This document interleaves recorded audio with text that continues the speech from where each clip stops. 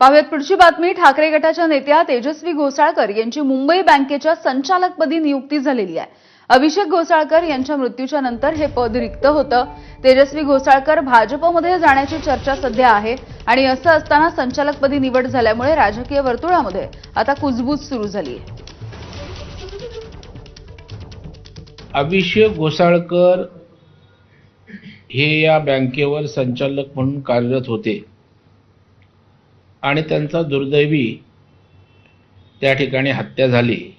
जे काही नातेवाईक जवळचे असतील त्याप्रती एक सद्भावना असते आणि त्या दृष्टीनेच आम्ही सर्व संचालक मंडळांनी एकमताने त्या ठिकाणी निर्णय केला आणि कालच्या झालेल्या संचालक मंडळाच्या सभेत तेजस्विनी घोसाळकर यांना संचालक म्हणून निवड त्या ठिकाणी करण्यात आली। पुढची बातमी बघूया। ते जळगावमध्ये आज क्रांतीवीर खाजा नाईक